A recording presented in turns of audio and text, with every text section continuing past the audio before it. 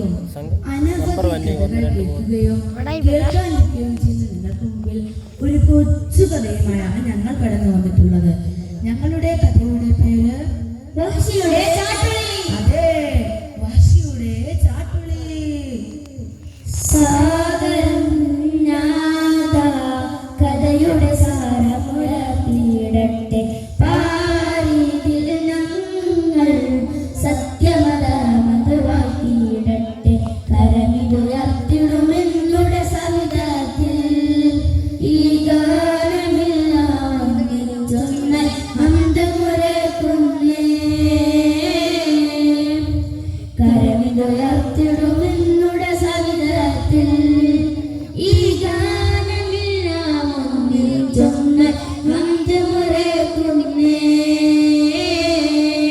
മരങ്ങൾക്കപ്പുറം Medina താഴ്വരയിൽ മസ്ജിദ് നബവിയുടെ അകത്തളത്തിൽ പ്രവാചകൻ തന്റെ അനുയായികളുമായി എന്തോ പറഞ്ഞു. കേട്ട മാത്രമേ അവരെല്ലാവരും തക്ബീറുകളോടെ എന്ത് ഏറ്റു. ചിലർ ചാടി എഴുന്നേറ്റ് പറഞ്ഞു, ഇല്ല ഇല്ല, അവനെ വെറുതെ വിടാൻ പാടില്ല. അങ്ങയുടെ കൂടെ തെറ്റം വരെയും പാറ പോലെ ഉറച്ചു നിൽക്കാൻ ഞങ്ങൾ ഉണ്ടാതിരുന്നതേ. അങ്ങ് കൽപ്പിച്ചാലും എന്തായിരുന്നു അവിടെ നിന്ന് കൽപ്പിച്ചതെന്നോ?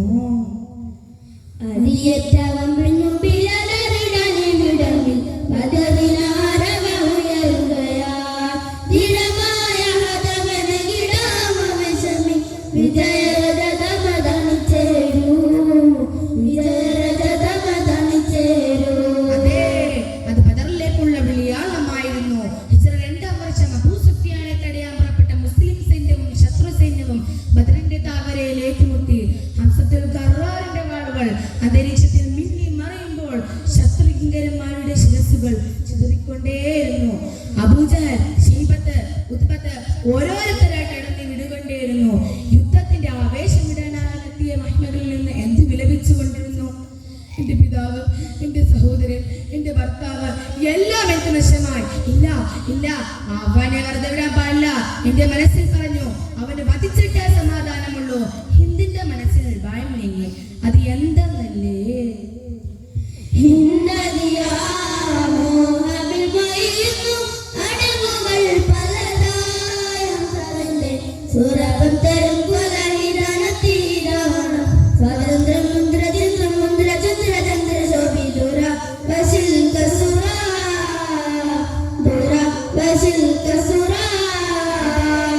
തന്റെ കറുത്ത അടിമവശനോടായി ഹിന്ദ് പറഞ്ഞു, ഹംസയുടെ തലയെടുക്കുകയാണെങ്കിൽ ഇന്ന് ഞാൻ മോചിപ്പിക്കാം.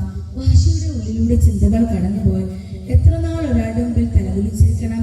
തന്നെ പോലുള്ളവരുടെ ചില കാലസ്വപ്നമായ മോചനമെങ്കിൽ ഹംസയെ വക വരുത്തുക തന്നെ. പിന്നീട് അങ്ങോട്ട് വഹ്ശിക്ക് ഉറക്കമില്ലാത്ത നാളുകളായിരുന്നു.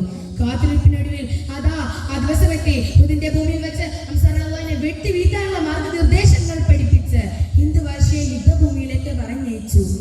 ഇങ്ങനെ പാത്തും പതുങ്ങി നിൽക്കുന്നതിടെ അതാ അത് ഹംസയില്ലേ. പിന്നെ ഒട്ടും സമയം കളഞ്ഞില്ല. വഹ്ശി തന്റെ ചാട്ടുളി എടുത്തെറിഞ്ഞു. പിന്നെ എന്തുണ്ടായെന്നല്ലേ?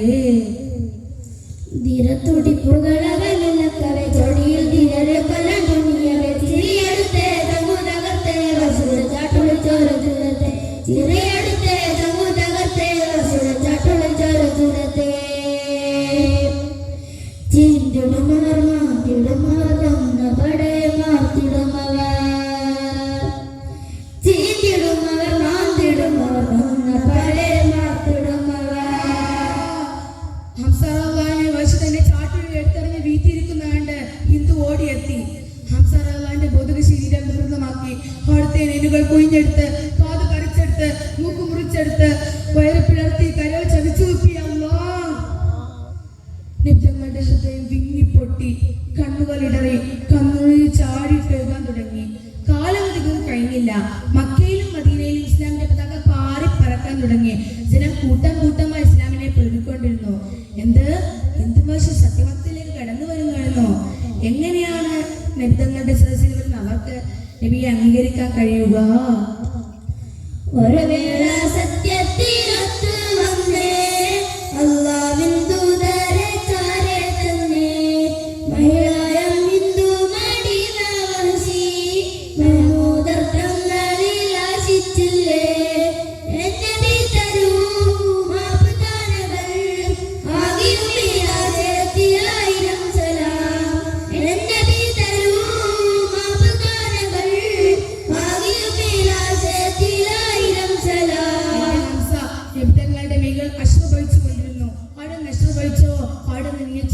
കരയുന്ന കണ്ണുകൾ സ്വയം തുടച്ച് വാശി പറഞ്ഞു, ഇനി ഞാൻ കാരണം നിങ്ങൾ സന്തോഷമോർത്ത് ഇന്നും വരുന്നവരെ എനിക്കും എന്റെ ചാട്ടുലിക്കും വിശ്രമമില്ല.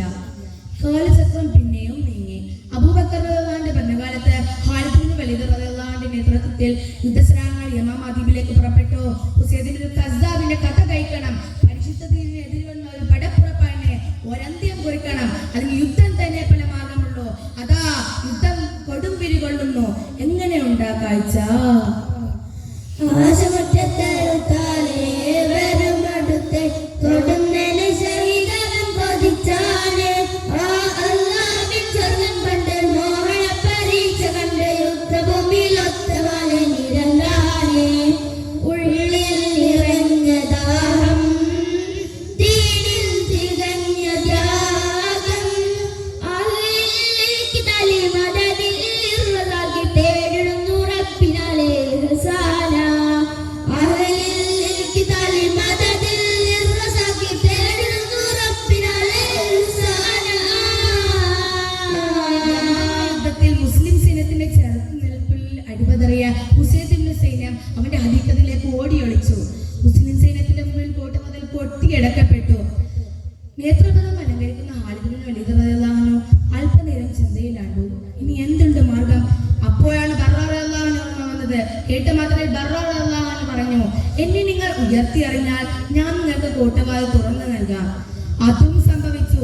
പിന്നീട് അങ്ങോട്ട് ഘോരമായ പോരാട്ടം. വാളുമായി ശത്രു സൈന്യത്തിന്റെ തലകൾ യുദ്ധഭൂമിയിലേക്ക് അടർത്തി മാറ്റി. അല്ലാഹു അക്ബർ, അല്ലാഹു അക്ബർ എന്ന അമര ദിനമൊരുക്കി ഇസ്ലാമിന്റെ കാവലഭടന്മാർ. പക്ഷേ നമ്മുടെ കഥാനായകനെ എവിടെയൊന്നും കാണുന്നില്ലല്ലോ. അധിക സമയം കഴിഞ്ഞില്ല. ഒരാൾ കൊട്ടാരത്തിന് മുകളിൽ ഹുസൈന്റെ തല അറുത്തു പിടിച്ചു നിൽക്കുന്നത് കണ്ടു. അതെ, അത് വഹശ് തന്നെ. യാ അല്ലാഹ്, അൽഹംദുലില്ലാ, അൽഹംദുലില്ലാ. സ്വപ്നം പൂവണിയ സന്തോഷത്തിൽ വഹശ് ആ നീചന്റെ തല യുദ്ധഭൂമിയിലേക്ക് വലിച്ചെറിഞ്ഞു. ഇസ്ലാമിക വിജയ ചരിത്രത്തിൽ ഒരു പൊൻതൂവൽ കൂടി ചാർത്തപ്പെട്ടു. പാടാന്യമാമ മണ്ണിൽ വീരചരിതം പാടിടാം വംശി തീർത്തൊരു ദീനിൻ വിരോധ ചതയിലേത്തൊരു മാമോര ഹിന്ദതി തന്നുടെ ഉശിരോര പൂവിൽ അരിയും പൊലിവോടെ നേരിൽ പതിയും ബലമോടെ അഹദവനല്ലാ അറിയുമല്ലോ മദത്തിനേകിയ നിഅമത്ത്. അഹദവനല്ലാ അറിയുമല്ലോ മദത്തിനേകിയ നിഅമത്ത്. ഞങ്ങളുടെ കഥാപ്രസംഗം ഇവിടെ അവസാനിക്കുന്നു. ഈ സദസ്സിൽ നമ്മളെ എല്ലാവരെയും ഒരുമിച്ച് കൂട്ടിയ പോലെ അള്ളാഹു അവന്റെ ജന്നാത്തുൽ ഫിർദൗസിൽ നമ്മളെല്ലാവരെയും ഒരുമിച്ച് കൂട്ടുമാറാവട്ടെ. അൽഹംദുലില്ലാഹി റബ്ബിൽ ആലമീൻ. അസ്സലാമു അലൈക്കും വറഹ്മത്തുള്ളാഹി തആല വബറകാതുഹു.